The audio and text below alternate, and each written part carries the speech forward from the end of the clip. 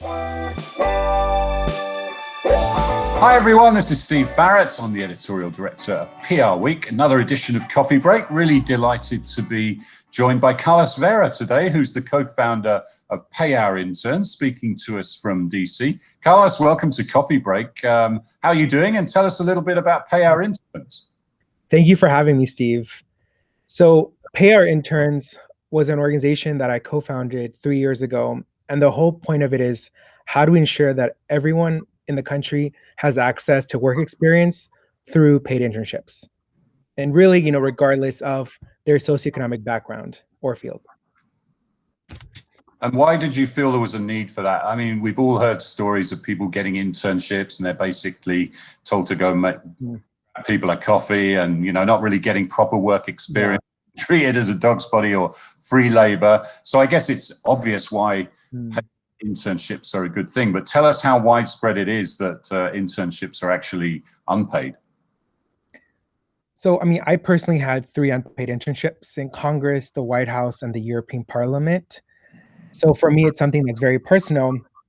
And I just noticed that when it's unpaid, it leaves out a lot of folks, in particular, people of color and working class.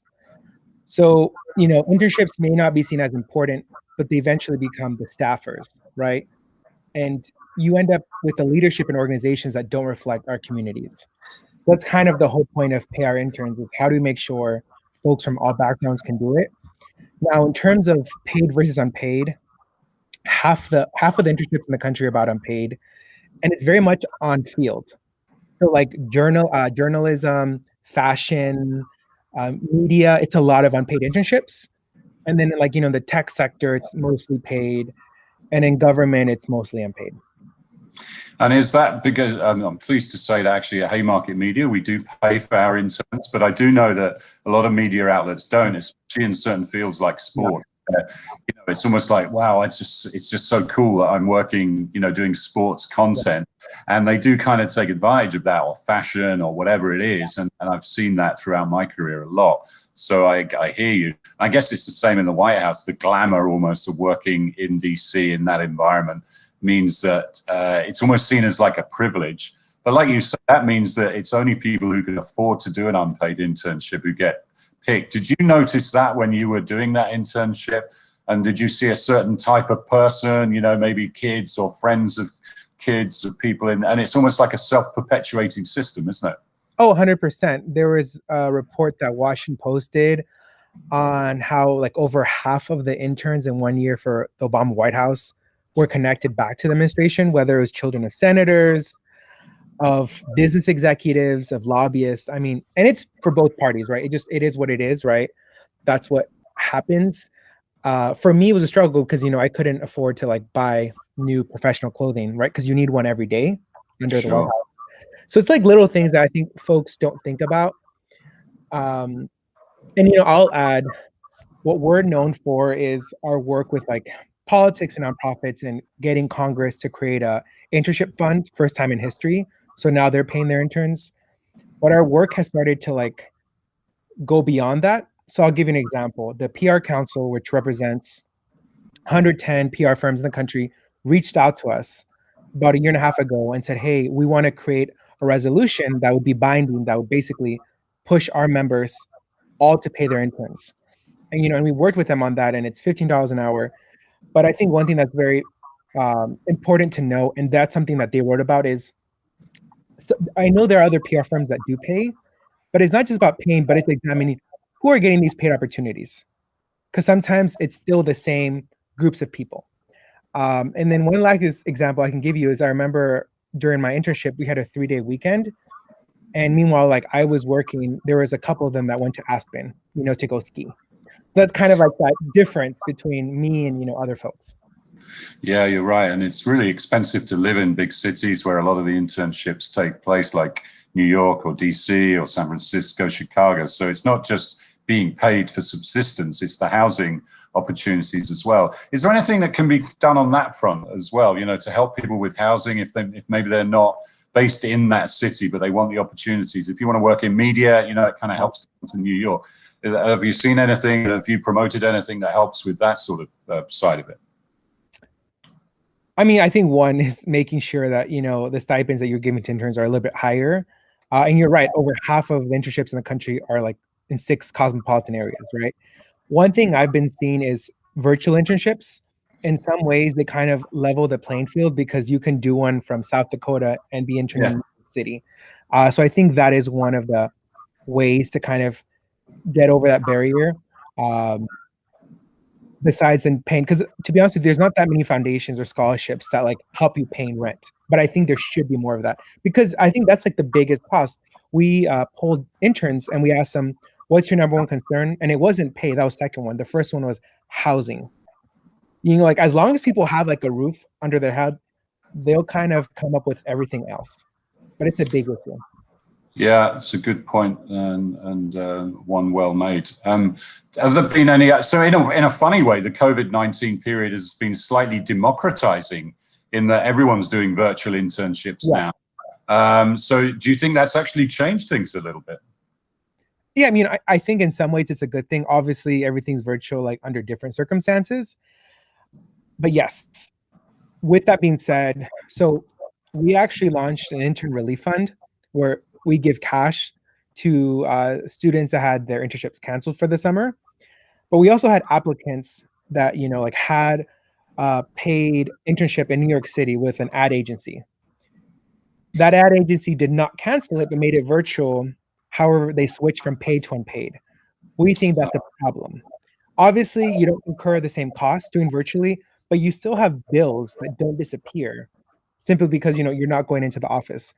So I think that's something that's important to note. But yes, I think that is one good thing about virtual internships.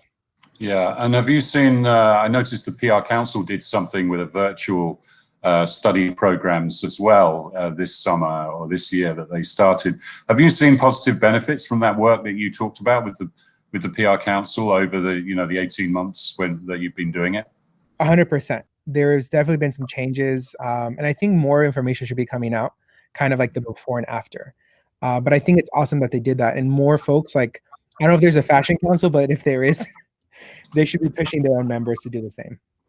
Yeah, I'm sure there is. And our building's based in the fashion district. So there's the Fashion Institute of Technology just there, and it's Fashion Mile up there. So because that is an area that does seem to get abused a lot, doesn't it? Because everyone, people who want to get into fashion, they're desperate to do it, and they get taken advantage of. There's no doubt 100%. about it. I mean, it's just a supply and demand issue.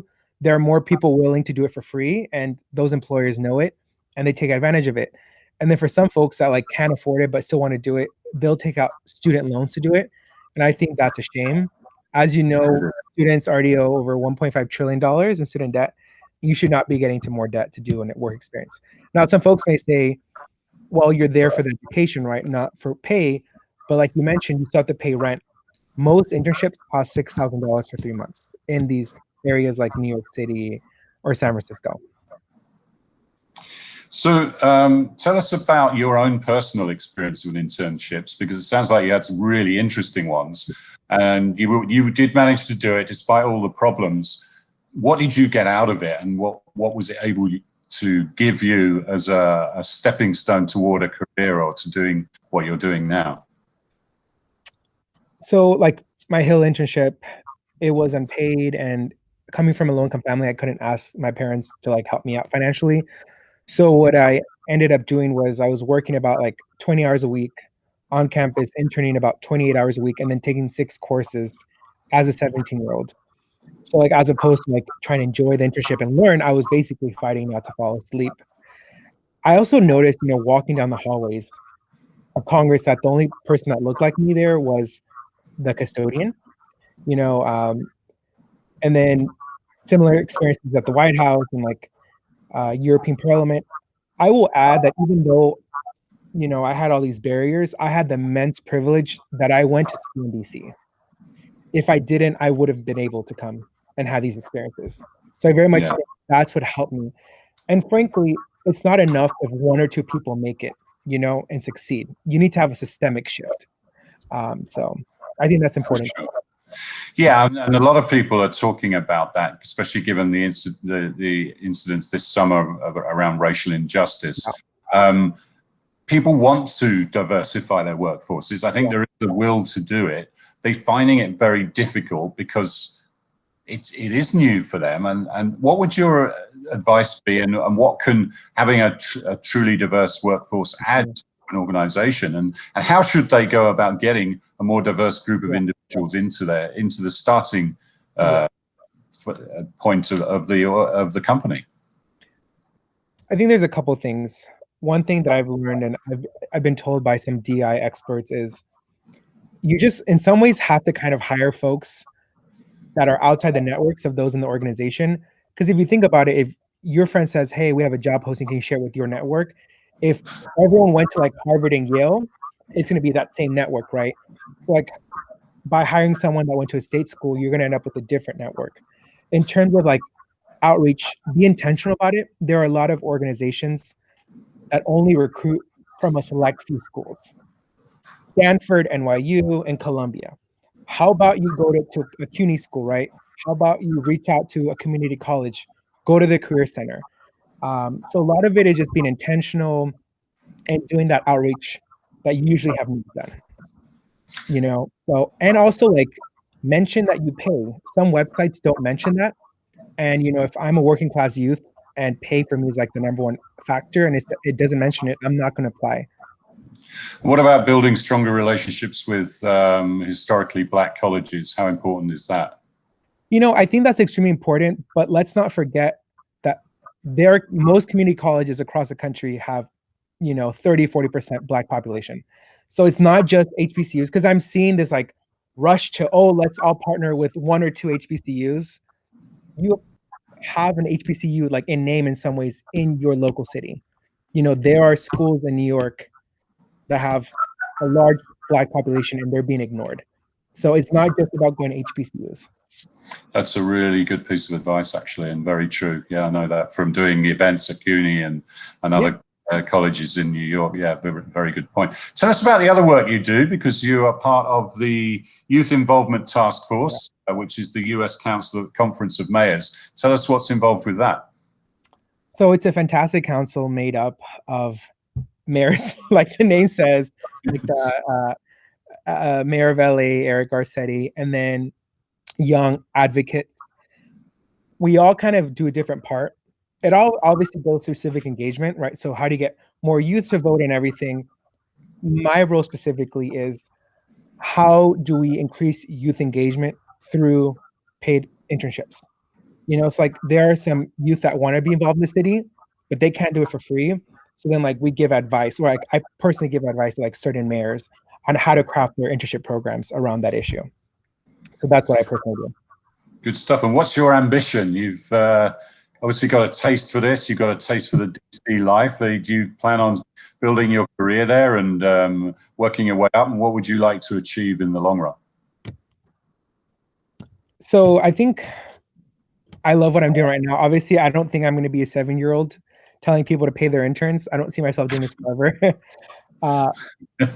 But I do dream within the next couple of years of being able to change the labor market across the country. So maybe, you know, work at the labor department. But that's kind of what I see myself. If you're asking if I should run for office, that's not what I'm thinking right now. It's not what I want to do. It's kind of miserable. Like you spend 40 hours a week asking people for money. So not my cup of tea. But yeah, well, that's what you do at the moment, though. I do not that many hours, thankfully. But yes, that is right. I have to fund this.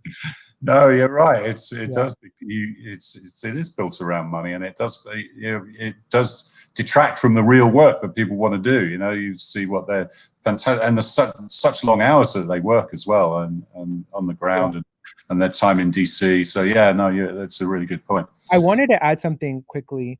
It's also important to note what's happening abroad. There's a lot of movement around this in Europe, like the UK. You're seeing it in Canada.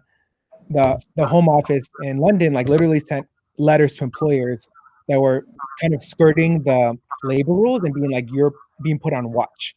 You know, you can't list something as a volunteership when it's actually a job or displacing people. I think we should learn from those practices and apply them in America, because we don't have that right now. So, Yeah, I think you're right. I think that's something PR Week in the UK has done a lot of work on. Unpaid internships were being abused, and people were staffing their agencies using unpaid staff, and it's just not fair. So that's a really good point. And if there's one message just to finish to take out of National Intern Day, which is July the 30th, I think that would be it, wouldn't it? all I would say is there's over 8 million young people under 30 that are unemployed, and we need to do more about that. And I would end with experience does not pay the bills. Yeah, good point, Carlos. Thanks for joining us on Coffee Break. Good chatting to you, and good luck with your campaign. Really great and important work that you're doing. Thank you so much for having me, Steve. You have a great day.